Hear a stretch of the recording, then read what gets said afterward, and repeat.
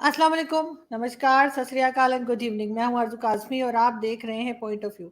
हमें जी जॉइन किया है साजिद तारड़ साहब ने और आज हम उनसे समझने की कोशिश करेंगे कि आखिर पाकिस्तान में चल क्या रहा है। इमरान खान साहब को दोबारा से कोर्ट ने बुलाया था और एक बार फिर उनको जो है ज़मानत दे दी गई है कुछ दिनों की, मेरे ख्याल है 13 सितंबर तक की। और बाकी जिस तरह से फ्लड में IMF के पैसे भी आ गए हैं, दूसरे भी आ रहे हैं, लेकिन लोग अभी तक परेशान है। उसी किस्म की वीडियोज़ आ रही हैं कि अभी कुछ नहीं किया गया। बहुत शुक्रिया सर कि आज आपने ज्वाइन किया है।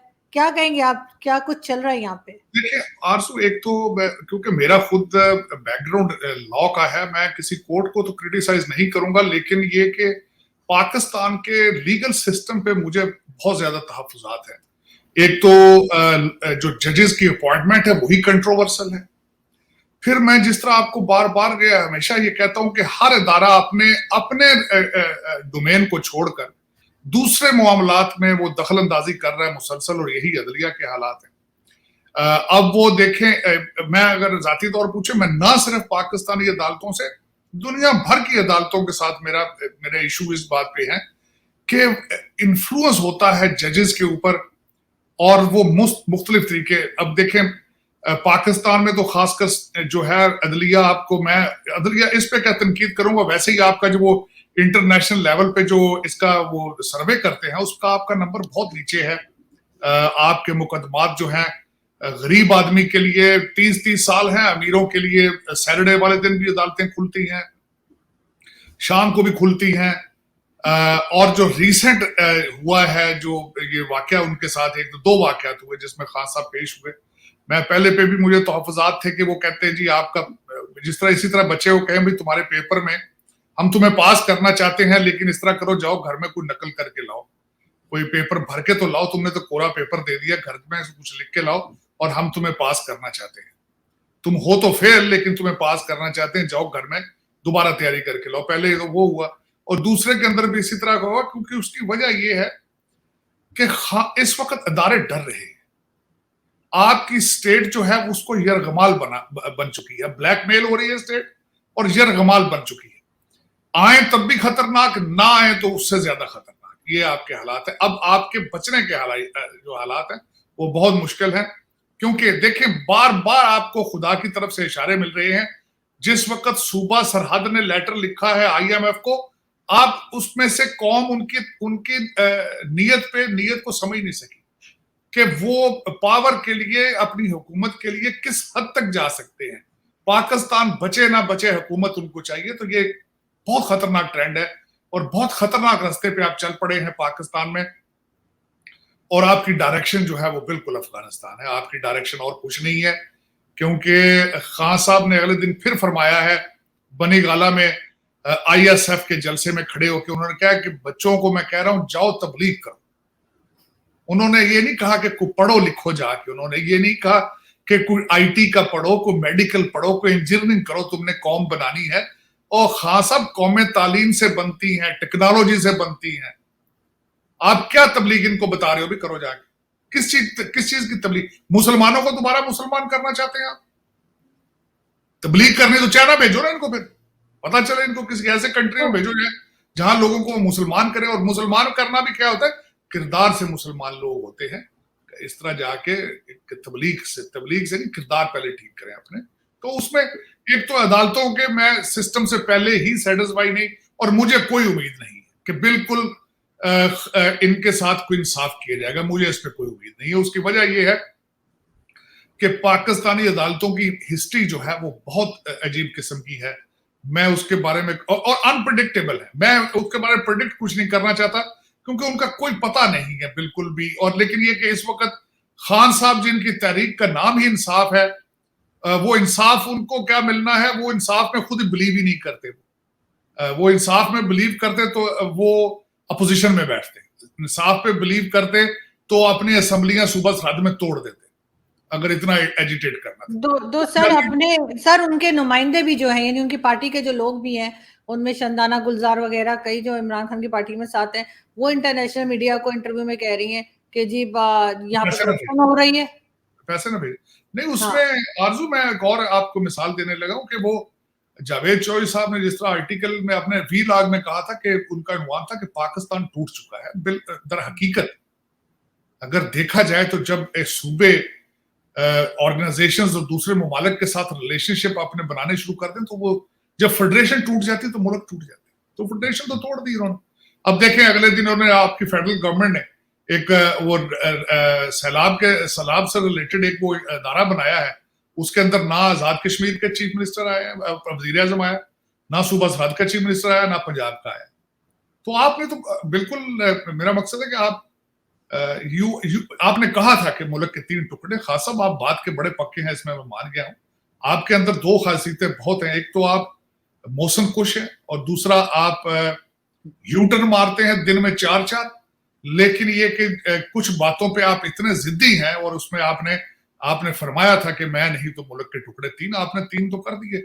आज एक और फरमान जारी कर दिया, कहते हैं हर डिवीजन को सूबा बनाया जाए, हर डिवीजन को सूबा बनाया जाए और वो सूबे दूसरे ममालिक के साथ अपने अपने रिलेशनशिप मेंटेन करें। ये भी कहते हैं कि हर सूबे के अंदर अपनी अपनी झंडा और जबानें भी अलग हों और एम्बेसियां भी उसमें अलग हों। आपका तो इरादा यही, आपको तो इरादा, लेकिन अफसोस के साथ आरजू, आप जिस कंट्री में बैठे हैं मुझे उसका कोई मुस्तकबिल ताबनाक नजर नहीं आ रहा। लेकिन सर फिर इस तरह से तो इन्हें अपने बेटों को भी कहना चाहिए कि वो भी तबलीग पे निकल जाएं, उनको तो उन्होंने यूके में रखा हुआ है। साथ साथ फ्लड वालों के लिए आपको क्या लग रहा है, कई शिकायतें आ रही हैं कि अभी तक कुछ नहीं किया गया? नहीं, आपने देखें, आप एक ऐसे मुल्क में बैठी हैं आरजू जहां कुदरती आफात को अपॉर्चुनिटी समझा जाता है, इनके ऊपर पैसे बनाए जाते हैं। आपके पास पैसा आ रहा है बाहर से, इसमें कोई शक नहीं है, इसमें आप बरतानिया भी दे रहा है दूसरे, लेकिन वो सारा पैसा वापस दुबई और लंदन बड़ी जल्दी पहुंच जाएगा, क्योंकि आपकी रूलिंग एलीट जो है भूखी बैठी है। उनकी प्रॉपर्टियां ड्यू हैं, उनके कारोबार ड्यू हैं, उनकी बच्चों की ट्यूशन फीसें देनी है, उन्होंने शॉपिंग करनी है, उनके कई मंसूबे अभी पड़े हैं। एक पैसा भी, मैं गारंटी करता हूं, ये बाहर से पैसा जा रहा है, इसमें से हार्डली 10% जाएगा आपके फ्लड वालों के पास। दूसरा सब ये लूटेंगे मिलके, ये खाएंगे, इसके मुझे कोई उम्मीद नहीं है। मैं खुद, बल्कि मैं रोजाना सोचता हूं कि किसको दूं, कोई पैसे दूं तो किसको दूं। और मेरी तरह के बहुत ज्यादा लोग हैं जो इस वक्त मायूस हैं, जो अभी तक सवाल ढूंढ रहे हैं आपके जल्जले के पैसों के, और उसके बाद आपने कोविड के पैसों पे वजीर आजम फंड में जो फ्रॉड किया था उसका जवाब अभी कई चाहते हैं, ताकि उसके बाद पाकिस्तान को पैसे भेजे जाए। और सर वो जो डैम फंड था सर, वो भी तो भाई देखा ना, मैंने आपने कहा ना कारजू, आप इन चीजों को अपॉर्चुनिटी बना के इसके ऊपर कारोबार करते हैं। भाई आप इससे पैसे बनाते हैं। आप देखें, डैम मेरा ख्याल बनाते इसीलिए नहीं है कि हर साल सैलाब आए और बाहर से पैसे आए, मेरा ख्याल है ये भी एक स्कीम का हिस्सा हो सकता है। क्या आप चाहते हैं कि पैसे बाहर से आए, डॉलर और पाउंड आए बिलखसूस, और उनको फौरन प्रॉपर्टियां खरीदी जाए, मैनेज किया जाए? क्योंकि आपके रूलिंग देखें तो सही ना, कभी आपके जो आपके वक्त के बादशाह होते हैं, ये सियासत थोड़ी है, ये तो बादशाहत है। देखे ना, कभी वो पीपल्स पार्टी में आर्मी जनरल का बच्चा पैदा होता ही जनरल है। इधर नून लीग वाले हैं, उन्हें अपनी पार्टी से कोई चीज बचती है तो बाहर किसी को, बाकी मैं अफसोस के साथ कहूंगा कि हमजा शहबाज शरीफ साहब को पहले तो एक बाप उधर तो बेटा उधर, और उसके बाद अपोजिशन लीडर भी और वो भी लंदन में बैठा मुसलसल। ये सियासत हो रही है, सियासत थोड़ी है, ये तो बारियां हैं, खाने पीने का एक तरीकाकार है। मेरा मकसद है कि, और मैं एक और मेरा जो खासकर बात है, बार बार एक लफ्ज इस्तेमाल किया जाता है, हर आपका सियासी आदमी लफ्ज इस्तेमाल करता है, मुखैर हजरात पैसे दे। आप मुखैर नहीं है, आप तो बहुत अमीर तरीन मुखैर है। आप अरबों की प्रॉपर्टी है आपकी, अरबों की शुगर मिलों की लाइनें हैं आपकी सारी, हर बंदे की। जरदारी साहब की लगा ली जाए, नून लीग की लगा ली जाए, खान साहब को अगर देखा जाए तो आप खुद क्यों नहीं देते यार? पहले मैं एक आदमी मैं एक बंदे की मिसाल देना चाहूंगा कि आई मेट हम, वो उस बंदे ने उसके अपने फैमिली में उसके बहन भाई जो थे वो हैंडीकैप थे, नाबीना थे और सुना भी नहीं जाता था। खारियां के पास उसने अल मुदस्सर ट्रस्ट के नाम से एक ऑर्गेनाइजेशन बनाई, और वो शाह साहब खुद फ्रेंच हैं, फ्रांस में रहते हैं, उनकी बीवी भी फ्रेंच है। तो एक दफा अमेरिका में वो पैसा इकट्ठा कर रहे हैं आरजू, तो मैंने उनसे पूछा, उठ के क्वेश्चन किया, मैं शाह जी आप पैसे तो मांग रहे हैं, आपने खुद कितने पैसे लगाए? मैं सरप्राइज था। उन्होंने कहा मेरे फ्रांस का घर बेचा, पाकिस्तान की सारी प्रॉपर्टी बेची, फ्रांस में मेरे पास गाड़ियां थी वो भी सारी बेची, सबसे पहले मैंने अपना सारा कुछ इस ट्रस्ट पे लगाया, उसके बाद बाहर निकल के मैंने मांगा। असूलन बिल्कुल। किरदार लोग सबसे पहले अपना हर चीज बेचकर फिर झोली आगे करते हैं। तो हमारे पाकिस्तान में तरीकाकार ये है कि अपना हर चीज बैंकों में रख के झोली आगे करके वहां से भी लूट के अपने घर में ले जाते हैं। ये रवश खराब है। मगर सर, ये जो अभी इमरान खान ने 500 करोड़ का दावा किया कि जी उनको टेलीथॉन से मिले, अगर वो सिर्फ वही पैसे लगा दें केपीके में, तो वहां नहीं तो कह रहे हैं हर बंदे के नहीं पास घर और गाड़ी हो नहीं, जाएगी। नहीं, वो पैसों के बारे में मैं आप इजाजत दें तो एक जी जी। छोटा सा चुटकुला है। किसी ने अगले दिन कहा कि वो दो चुटकुले सुनाना चाहूंगा। एक तो किसी ने कहा कि वो जब एक बंदे ने फोन किया कि जी मेरी तरफ से 5 करोड़ रुपया ले लें आप, तो उन्होंने कहा ठीक है जी दे दें। तो साथ ही उसने कहा यार 20 रुपए का मेरे 50 रुपए की कॉल लोड करा दो यार, मेरे फोन पे जो पैसा लोड करा दो 50 रुपए। तो वो जो एक लतीफे से ज्यादा नहीं, उसकी कोई हैसियत नहीं है। अच्छा वो पैसे मांग भी नहीं रहे थे, वो कह रहे थे प्लेज करा दें। इसमें ऐसा कैश 22 है। मेरा तो खुद दिल कर रहा था कि मैं उनको कहूं यार आपने 5 अरब इकट्ठे किए हैं, मैं इसको मैच करता हूं, 5 अरब रुपए मेरे से ले लो। कौन से देने किसी ने? बिल्कुल। उनके अपने ही कॉलर लग रहे थे सबके सब, खान साहब के कहते जी उनके लोगों ने कहा जी 3 घंटे में अगर कोई 500 करोड़ कमा सकता है तो इसका मतलब है कि वो तोशाखाना की चीजें चोरी करेगा। वही ना, वही ना, वही तोशा। ये तो प्लेज है ना, इसमें देना थोड़ी है किसी ने। ये तो कागजी पैसे हैं भाई, कागजी। ये तो सिर्फ कागजों में आना है, कौन सा पहुंचने हैं वहां पे, ना किसी ने पूछना है। और आज भी सर, आज भी किसी ने उनसे पूछा, रिपोर्टर ने उनसे, मेरे ख्याल एजाज सैयदी थे, उन्होंने पूछा कि सर वो सुना है कि आपकी बेगम ने वो डायमंड की रिंग ली है, तो कहते हैं वो तो बड़ी सस्ती चीज है, कोई महंगी चीज का नाम बताओ। मैंने सुना, बिल्कुल सुना। इसके साथ ना वो मुझे कल एक दोस्त उन्होंने भेजा, वो पाकिस्तान अपना भारत में वो हमारे एमपी हैं, उनका अवैसी साहब के छोटे भाई, उन्होंने चुटकुला सुनाया है, मेरा ख्याल है लोकसभा के सेशन के अंदर। तो उन्होंने कहा था कि भाई वो एक गाने वाला था, ये दूसरा जो सुनाने गाने वाला था, तो बादशाह ने कहा, उसने बड़ा अच्छा गाना गाया, तो उसने कहा इनको हीरो मोती दे दें। उन्होंने और अच्छा गाया, उसने कहा सोने भी दें। तीसरा दिया उन्होंने जागीर भी दे दें इनको। तो सारा कुछ देखो, घर गया, बीवी से बड़ा खुश, बीवी बच्चे भी सारी रात खुश हुए, जश्न मनाया। सुबह आया, कहता है सर वो आपने मुझे सारा कुछ दिया था तो वो मुझे दे दें अब। कहता है नहीं यार, रात को आपने मेरे कानों को खुश किया, मैंने आपके कानों को खुश किया। तो फिर ये तो फिर खान साहब ने लोगों के कानों को खुश किया, लोगों ने खान साहब के कानों को खुश कर दिया। इससे ज्यादा कोई हकीकत नहीं है। इतने पैसे इतनी जल्दी में ना कोई देता है ना कोई लेता है। और अगर ये बात हो तो फिर शौकत खानम के पैसों को पीटीआई में लगाने की जरूरत नहीं थी, कोई टेलीथॉन करके पैसे बना लिए जाते। ये जो रोजाना जो अकाउंट मिल रहे हैं, नहीं मैं आखिरी बात आरजू, ये जो घरों के मुलाजमों के अकाउंट मिल रहे हैं, इनकी जरूरत क्या थी? टेलीथॉन ही कर लेते ना। लेकिन सर बिल्कुल आप ठीक कह रहे हैं, लेकिन जो बिलावल भुट्टो जरदारी ने दावा किया, लेकिन वो तो कंट्रीज दे रही है ना, वो मेरा ख्याल है वो इतना फेक नहीं होगा। क्या कहेंगे आप? नहीं, लेकिन ये बात, ये पैसे तो मैं हमेशा ये कहता रहता हूँ आरजू, पैसे लाना इकट्ठा करना शायद मुश्किल नहीं है, उनको हकीकी लोगों के पास पहुंचाना मुश्किल है। देखिए पैसे तो आईएमएफ की तरफ से भी आ रहे हैं, लेकिन देख लीजिएगा इस्लामाबाद से बाहर नहीं निकलेंगे, क्योंकि आपके रूलिंग एलीट की बहुत जरूरतें हैं और बहुत भूखे हैं वो। उनको बहुत डॉलर और पाउंड की जरूरत है। उनकी जरूरतें पूरी हो तो गरीबों तक पहुंचे ना। जब आप कोविड देखें, एक वो भी तो आफत थी ना, नेचुरल डिजास्टर था, सैलाब से भी ज्यादा खतरनाक था। आपने जब उसको नहीं बख्शा तो फिर तो सैलाब के पैसों को क्यों बख्शेंगे आप? लेकिन सर साथ साथ ये भी है कि यहाँ पर जो लोग फ्लड विक्टिम्स हैं, यानी ज्यादा जिनके घर वर तबाह हो गए, सब कुछ, खाने पीने की चीजों की भी मुश्किल पड़ी है। उसके लिए कहा जा रहा है कि भारत के साथ ट्रेड के लिए कह रहे हैं। आपके ख्याल से भारत मानेगा? क्योंकि पहले ट्रेड बंद भी नहीं की थी, और उसके बाद जो कुछ हरकतें होती रही हैं भारत के लिए हमारी तरफ से, जिसके सबके स्टेटमेंट्स गए, जो जो कुछ हुआ है, उसके बाद आपको लगता है वो दोबारा ट्रेड ओपन करेंगे? देखिए ट्रेड भारत की तरफ से तो खैर पहले भी बंद नहीं थी। ये चीजें जो ट्रेड वाली ये इन्होंने बंद की थी, इसको पोलिटिसाइज करने के लिए, ये चीजें करने के लिए। हालांकि भारत और पाकिस्तान का ट्रेड और ये बॉर्डर सॉफ्ट करना एक जरूरत है, वक्त की जरूरत है, लेकिन इसके ऊपर पॉलिटिकल माइलेज ली जाती है, इसको सियासत का हिस्सा बनाया जाता है। अब मैं आप बात कर रही हैं कि ये अफसोस और दुख की बात है कि आप एक एग्रीकल्चर कंट्री हैं, लेकिन आपके पहले भी आप बाहर से गंदम इंपोर्ट करते, तो अब तो खत्म हो चुका है ना सारा कुछ। अब तो आप हर चीज बाहर से मंगाएंगे। अब वो जो आपके लाहौर से इस्लामाबाद और लाहौर के दरमियान एक अमीर लोग जो बसते हैं, ये उनका प्रपोजल है कि भाई आलू प्याज कहां से लिए जाएं, आलू प्याज टमाटर, ये 3 चीजों की बात हुई है, इन्होंने कहा भारत से लेंगे। अब देखिए उसमें एक अशरफिया, देखिए अमीर लोगों की हरकत देखिए, कहते हैं जी अगर यहां से बॉर्डर ना खोला गया तो दूसरा तरीकाकार यह भी हो सकता है भारत से वो चीजें दुबई चली जाए, मिडिल ईस्ट में, और वहां से हम जहाजों में वापस पाकिस्तान ले।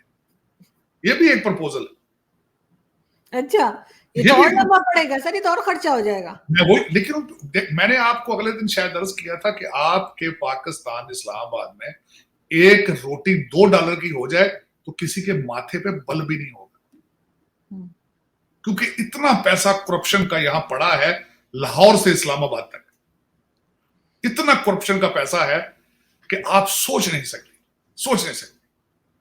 कभी आप इस्लामाबाद बाहर निकल के देखें, गाड़ियां V8 गाड़ियां कितनी कितनी घूम रही सड़कों, और एक एक गाड़ी 5-5, 6-6 करोड़ की रेंज रोवर कितनी घूम रही है सड़कों पर, देखे निकल के। और अफसोस की बात यह है कि मैं जाता हूं पाकिस्तान, तो एक तबका तो ये है, दूसरा तबका है जिनकी तनख्वाहें 25-25 हजार, MBA करके बच्चे हमारे 30-30, 35-35 हजार रुपए तनख्वाह ले रहे हैं। सर हमारे यहाँ मिडिल क्लास खत्म हो गई है, जो पहले मिडिल क्लास हुआ करती थी ना, वो तो भाई नहीं अपर क्लास है या फिर लोअर क्लास। असल में आपकी अब क्या होगा, अब वो जो पढ़े लिखे बच्चे हैं वो जराइम पेशा होंगे और बड़े अच्छे जराइम पेशा बनेंगे क्योंकि पढ़े लिखे होंगे। अब मैं अगले दिन मैं मुबशर लुकमान साहब की एक बात सुन रहा था, बात उन्होंने बड़ी अच्छी कही। उन्होंने कहा कि कुछ कुदरती आफात ऐसे होती हैं जो बेवा होती हैं, और कुछ जो बांझ होती हैं, और कुछ कुदरती आफात ऐसी होती है जो बच्चे देती हैं। उन्होंने कहा जो फ्लड होता है ये बच्चे देता है।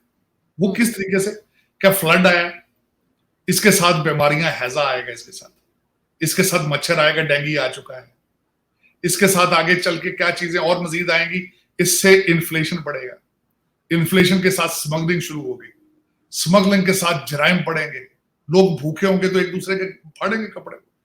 इन सारी चीजों को हैंडल करने के लिए पाकिस्तान तैयार? मेरे ख्याल में नहीं तैयार। आप तो पहले ही बैंकरप्सी के सर पे थे आप, बिल्कुल। ये तो उसके बाद आया। आज आपके आपके पास IMF की पहली किस्त आई है, लेकिन साथ ही पेट्रोल फिर महंगा कर दिया गया।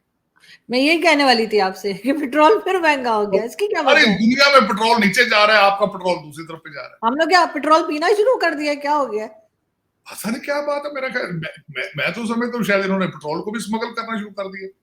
ये क्या बात है? मेरे ये सीक्रेट है मेरे लिए भी कि पेट्रोल महंगा हो रहा है, और इन्फ्लेशन की एक इंतहा है, एक ऐसी इंतहा पाकिस्तान में इस फ्लड के बाद आने वाली है जो कि मेरे ख्याल में बहुत नुकसानदेह होगा। लेकिन अफसोस के साथ कि आपके जितने जो फ्यूचर के मुस्तकबिल के जो लीडर हैं, उनको पाकिस्तान के स्पेलिंग ही नहीं आते, उनकी तवज्जो पाकिस्तान पे है ही नहीं, गरीबों पे नहीं है कम से कम। वैसे सर बहुत से पार्लियामेंटेरियंस भी ऐसे हैं जिनसे अगर आप पेपर दें और कहें जी पार्लियामेंटेरियन लिख के बताएं तो उनको उसकी स्पेलिंग भी नहीं आती, और ये मजाक नहीं, मैं सच बता रही हूँ। मैं आप सच की बात करती, मैं कई ऐसे लोगों को जानता हूं कि जिनके पास जाली डिग्रियां थी BA की, उनकी अपनी असली तालीम मैट्रिक भी नहीं थी। तो उसमें मैंने बताया कि क्योंकि हमारे आप अदलिया की बात करते हैं, तो मैं आप अदलिया का छोड़ें, आरजू कोई डिपार्टमेंट मुझे एक सिंगल बताएं आप कि they are doing a wonderful job. फलां डिपार्टमेंट है, हमारी मिसाल है पाकिस्तान के अंदर, फलां डिपार्टमेंट है, उसको आप एक रोल मॉडल बना सकते हैं। एक भी बता दें, रेलवे है, PIA है, आपकी बिजली का सुई डिपार्टमेंट है, कोई एक डिपार्टमेंट।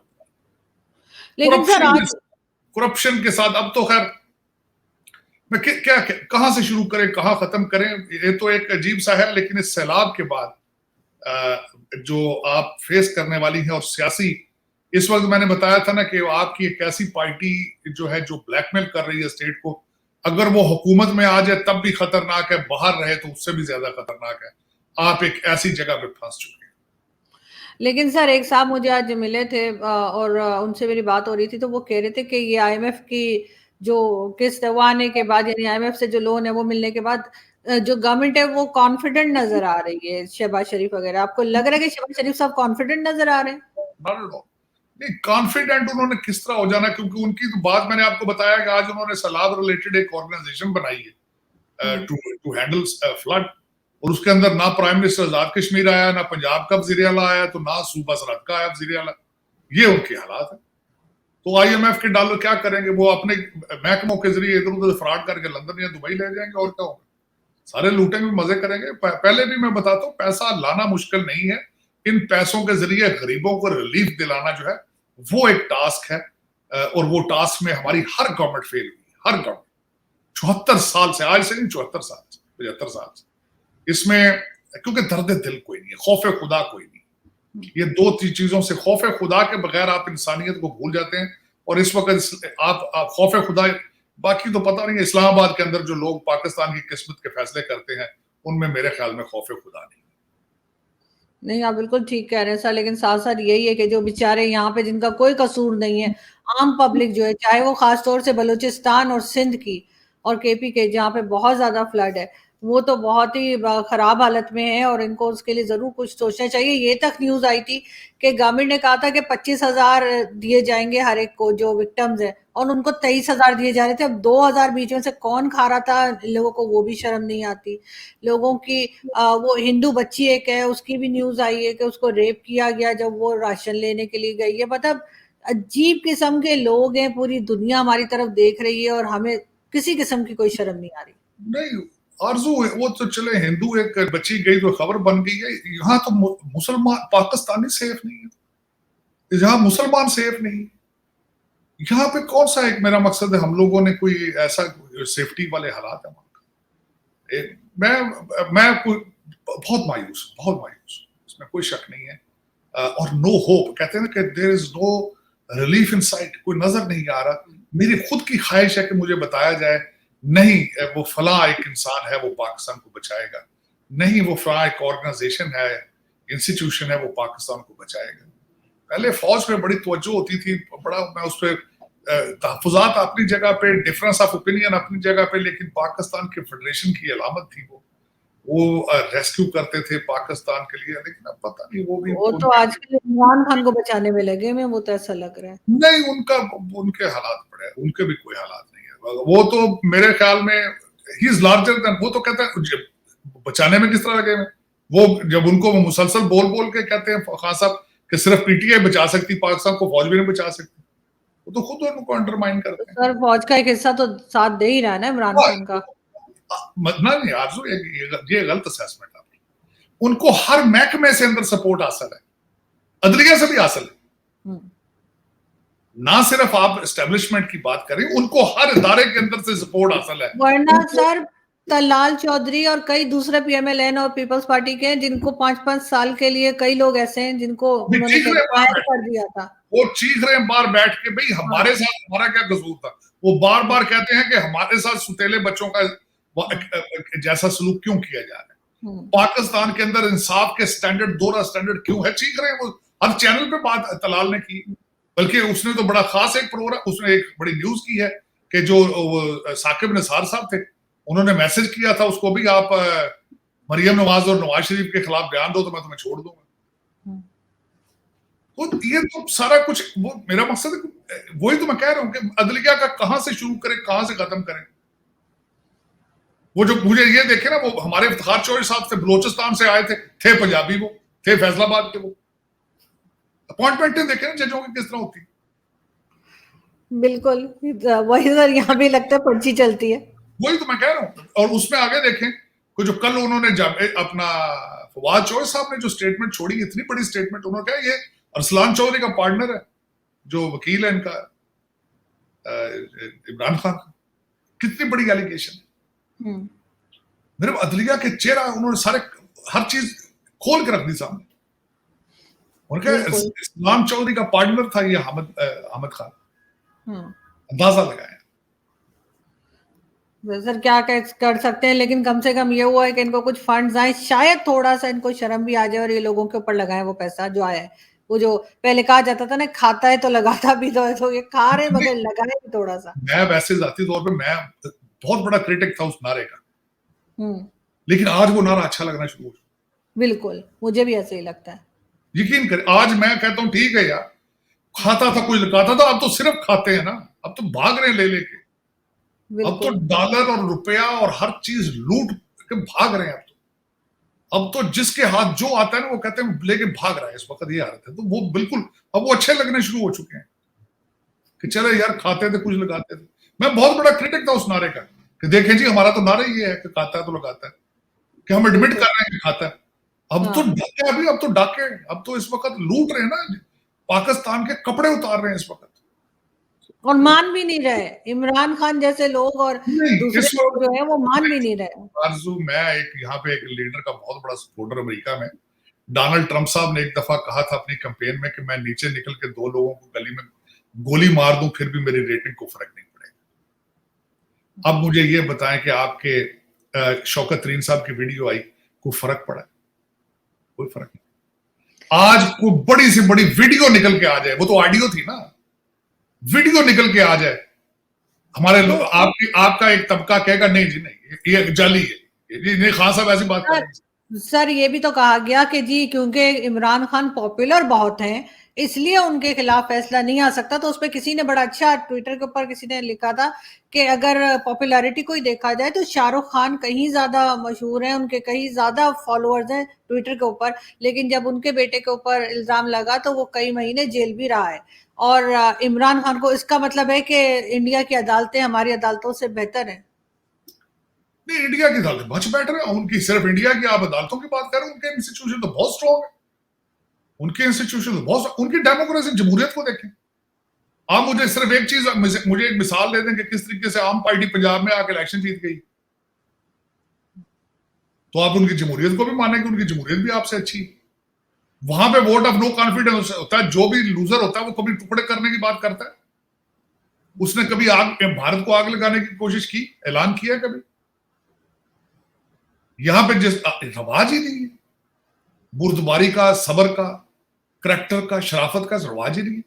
कहते मैं नहीं तो पाकिस्तान ही नहीं। कभी आज तक कहा किसी ने भारत में? मुझे बताएं नहीं, कि किसी को वोट ऑफ नो कॉन्फिडेंस से या किसी तरीके से उसने पावर लूज की हो और उसने बाहर निकल के कहा हो कि हाँ मैं भारत को आग लगाता।